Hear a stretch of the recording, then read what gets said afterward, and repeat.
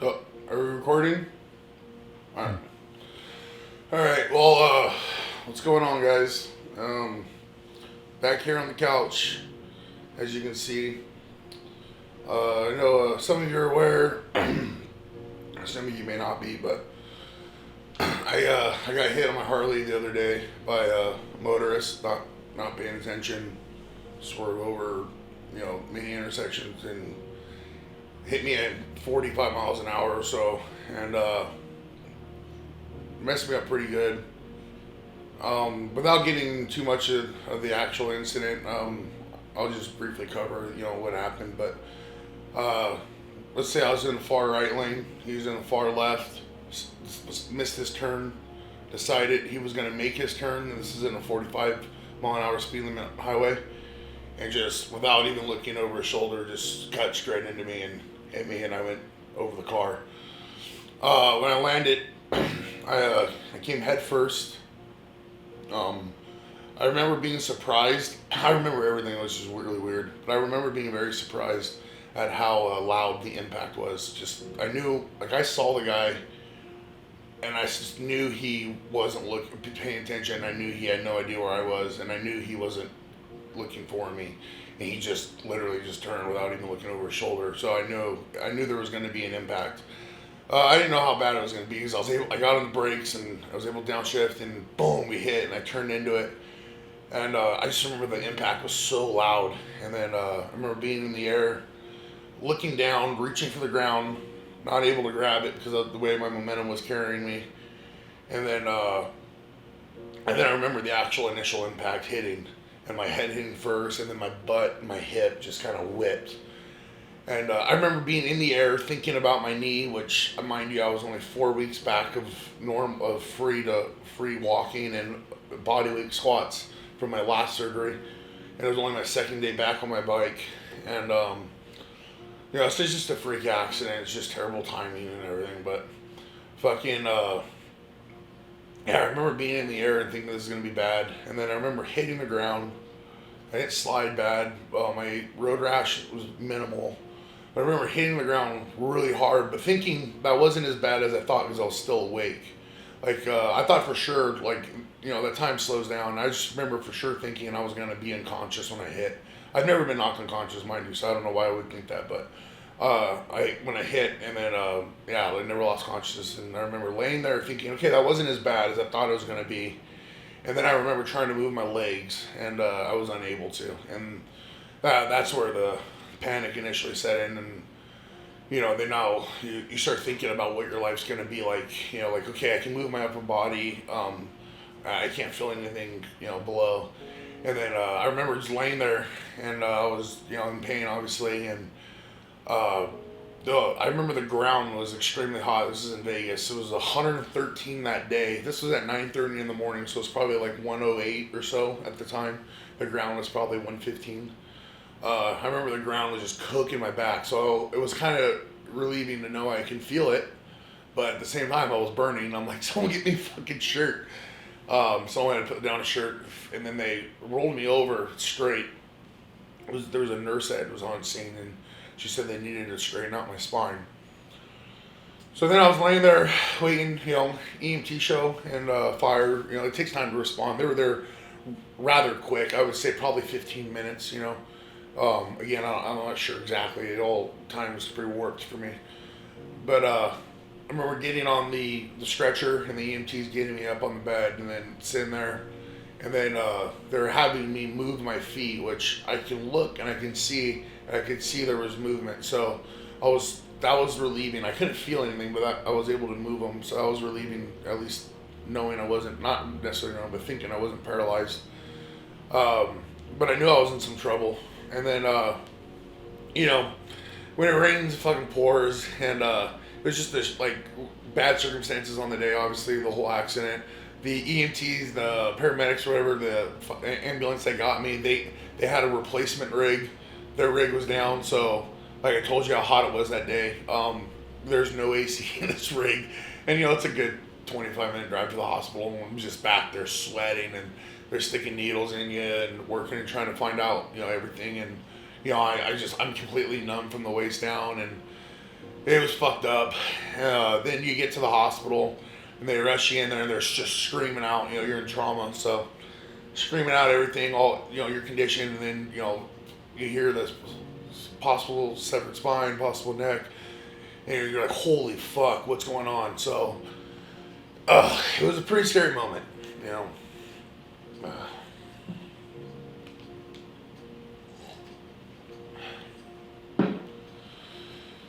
Yeah, so it was a rough moment, but um, I got a CAT scan, and that came up, cleared from the best that they could see in it.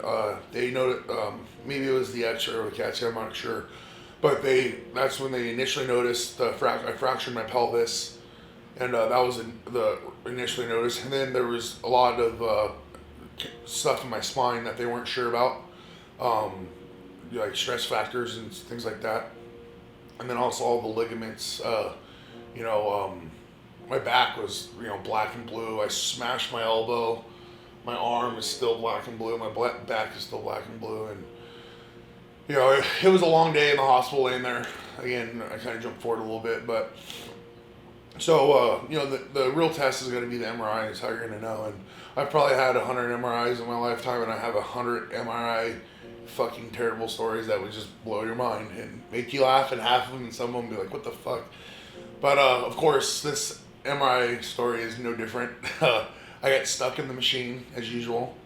Then the machine broke and it didn't have enough power to scoop me out. That was pretty terrifying. I'm extremely claustrophobic. And then I'm laying there on this metal MRI bed, which if you get that MRI, you know how uncomfortable that bed is, for probably 2.5 hours total time. By the time I was able to get into the other MRI, which was smaller, which I got stuck in as well. So mind you, they're trying to slide me into this thing with my arms over my head. When it gets to my lats, it stops. They have to get the MRI above here. So when the machine stopped because they didn't have enough juice to suck me in, now I got two fucking dueling nurses or whatever they are pushing pushing the machine to get it to suck me in. Mind you, I'm extremely fucking claustrophobic. So now I'm thinking, how in the hell are they going to get me out? Like, I don't have the strength to pull myself out. So it was rough. But you get the MRI done, and then that's not an immediate response. You get an MRI and then you have to wait to be able to read the results. So then you go back into the room, and then this is, my wife is there, and then my business partner, Steve and Rachel, were there, which is awesome of them to come. And so, I got to have familiar faces around. But, we're still just waiting on the MRI results, and that was kind of going to let us know how bad my spine was. And then, the nurse comes in, the doctor comes in and says, from what we can read from now, you seem to be okay.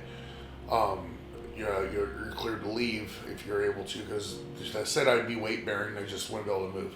So then now we're trying to get me up, and that was a nightmare. I've never been in so much pain in my life.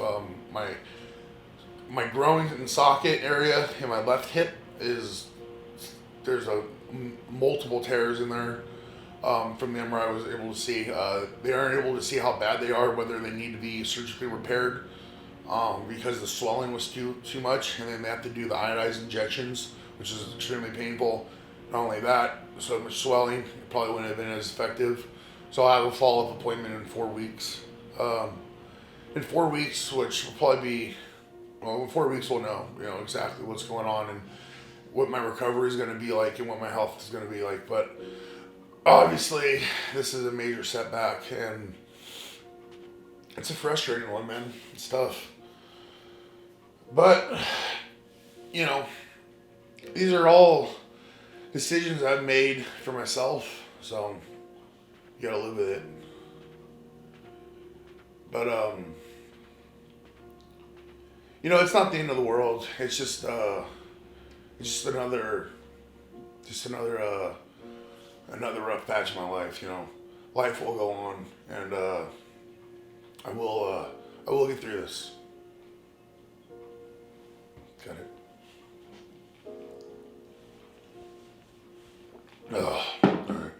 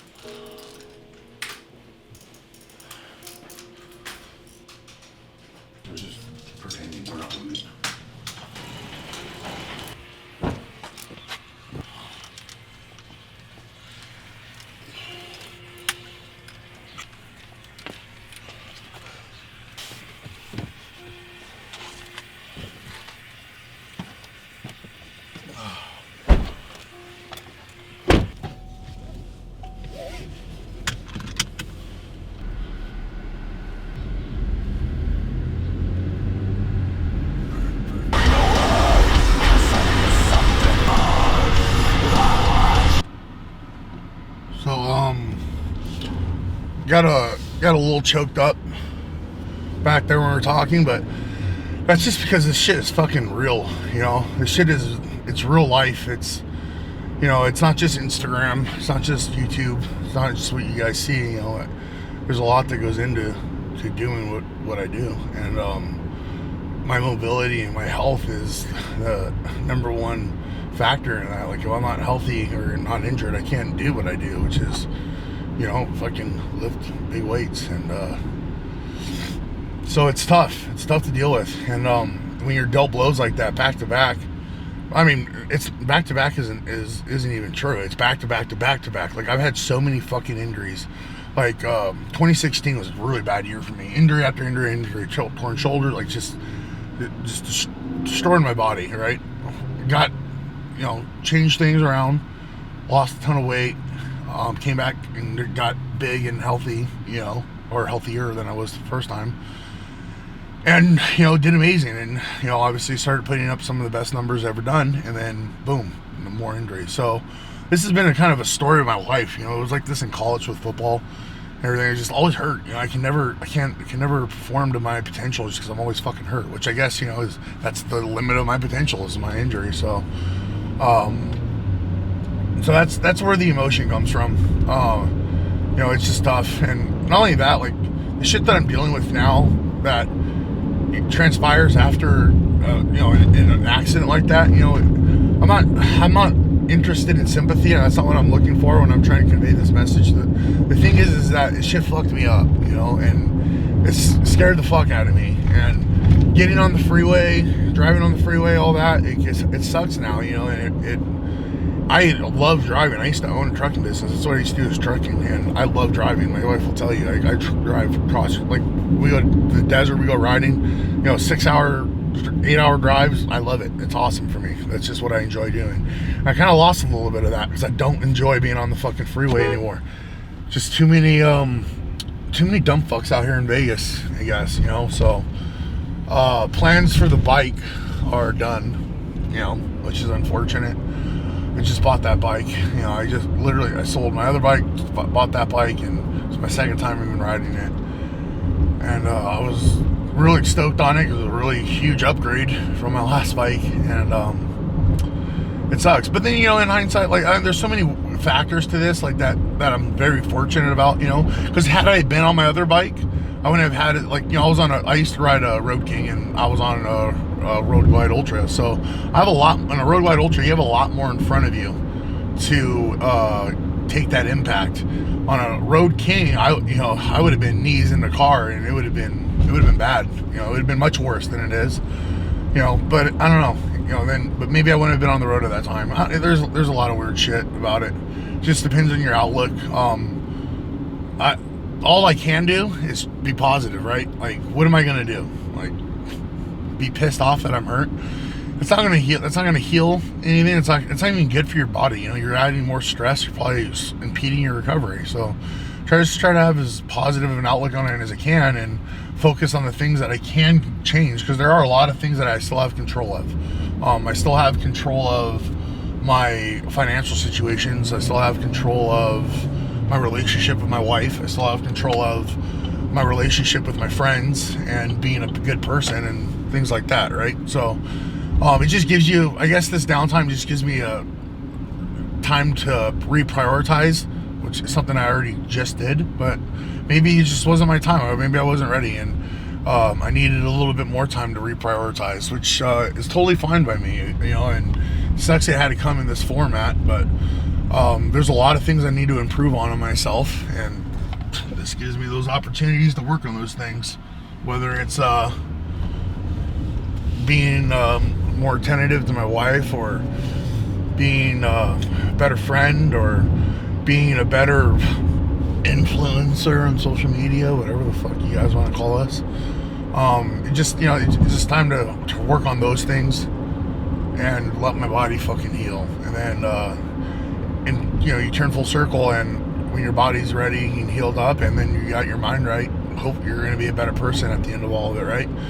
So that's the silver lining. Sticking to it.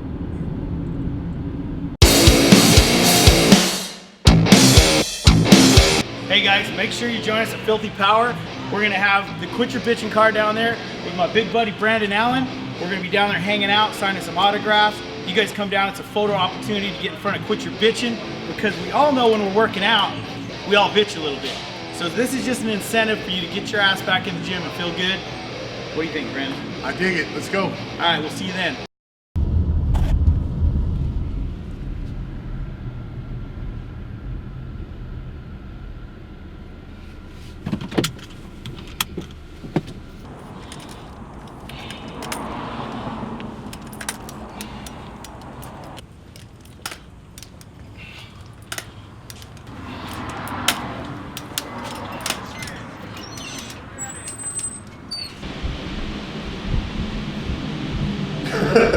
So who we got coming on? Since we don't have a guest this week, guys, we're going. This is just a broadcast episode. Me and Andy are just gonna kind of talk about what we got going on, and obviously we'll discuss my recent accident. I know I haven't talked about it. We talked about it on the King of the Lifts episode, but I know not all of you guys listen to that.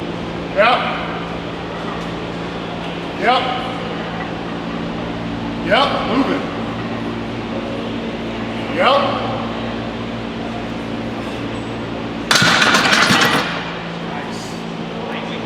Strong, bro. He's strong.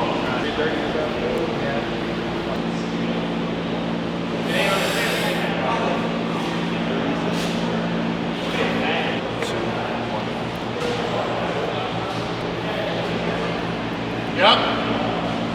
Yep. Yep. Yep. Yep.